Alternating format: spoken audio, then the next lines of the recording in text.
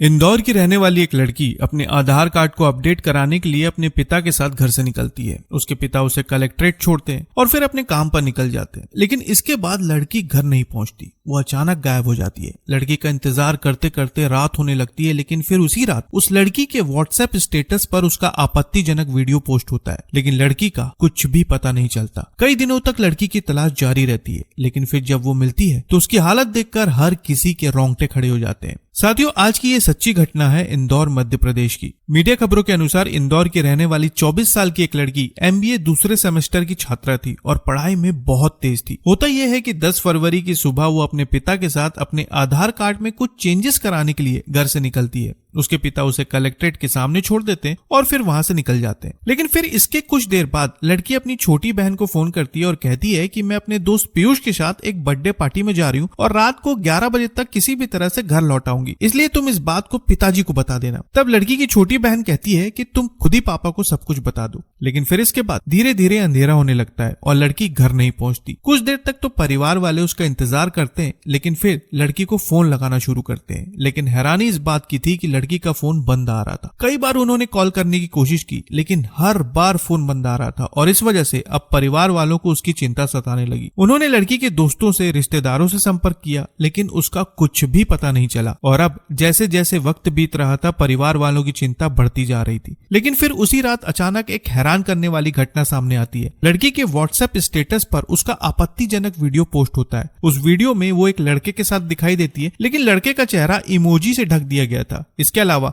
लड़की के और भी आपत्तिजनक वीडियो उसके कॉलेज के ऑफिशियल व्हाट्सएप ग्रुप में पोस्ट किए जाते हैं और फिर इस तरह के वीडियो को देखकर हर किसी के होश उड़ जाते हैं। लेकिन बात सिर्फ इतनी नहीं थी। उसी रात लड़की के मोबाइल से उसकी छोटी बहन को एक मैसेज भेजा जाता है, जिसमें कहा जाता है कि पापा से कहना कि अब वो घर नहीं लौटेगी, और इसके बाद फोन बंद हो जाता है। लेकिन फिर इसके ठीक अगले दिन यानी कि 11 फरवरी को कॉलेज प्रशासन युवती के पिता से संपर्क करता है और उन्हें बताता है कि इस तरह के आपत्तिजनक वीडियो कॉलेज के ऑफिशियल व्हाट्सएप ग्रुप पर पोस्ट किए गए थे, जिन्हें फिलहाल हटा दिया गया है, लेकिन लड़की का फोन बंद आ रहा है और आखिर वो है कहाँ। इसके बाद लड़की के पिता बताते हैं कि वो उसकी तलाश रात भर से कर रहे हैं और उसका अभी तक कुछ भी नहीं पता चल पाया है। अब परिवार वाले हर जगह तलाश करने के बाद स्थानीय पुलिस थाने में उसकी गुमशुदगी की रिपोर्ट दर्ज करवाते हैं।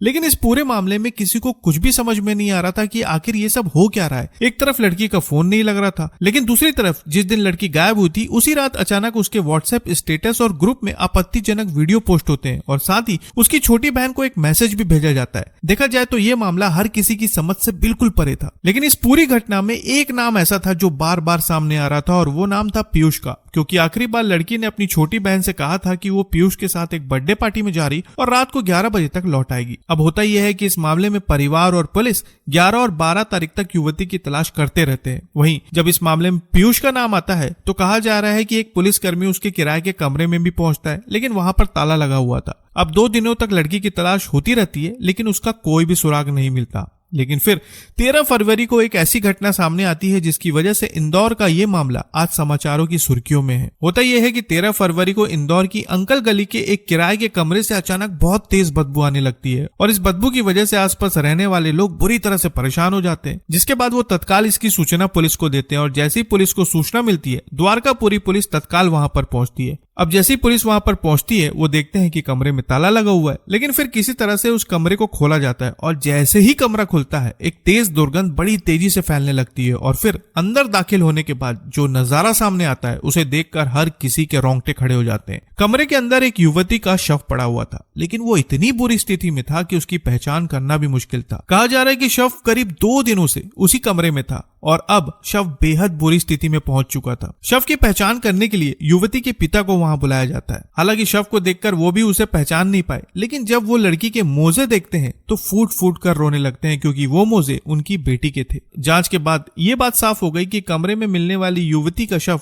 उनकी बेटी का था, जिसके बाद पुलिस शव को अपने कब्जे में लेकर पीएम के लिए भेज देती है। अब इस पूरी घटना की सबसे बड़ी बात यह थी कि लड़की का शव पीयूष के कमरे से मिला था और जब पुलिस पीयूष की जानकारी इकट्ठा करना शुरू करती है तब पता चलता है कि पीयूष मंदसौर का रहने वाला था और उसके पिताजी एक किराना दुकान चलाते थे। वहीं पीयूष पढ़ाई के सिलसिले में इंदौर में किराए के कमरे में रहा करता था। अब इस सारी जानकारी के बाद पुलिस पीयूष की तलाश में लग जाती है, लेकिन उसका कुछ भी पता नहीं चलता। वहीं एक बात और सामने आती है कि लड़की का मोबाइल मिसिंग है।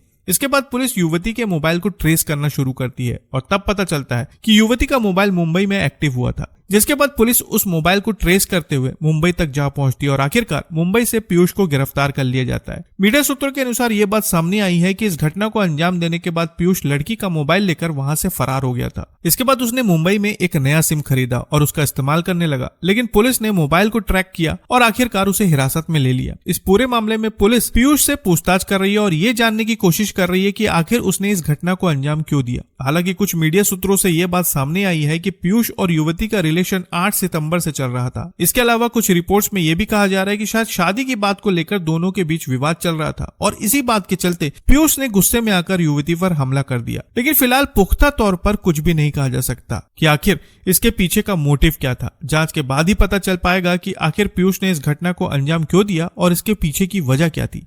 तो साथियों, ये था इंदौर का वो मामला जो आज के समय समाचारों की सुर्खियों में। इस मामले पर आप क्या कहना चाहेंगे कमेंट में जरूर बताएं और नई खबरों के लिए चैनल को सब्सक्राइब करना ना भूलें। तो फिर मिलेंगे साथियों बिल्कुल एक नई खबर के साथ, तब तक के लिए आपका बहुत बहुत धन्यवाद।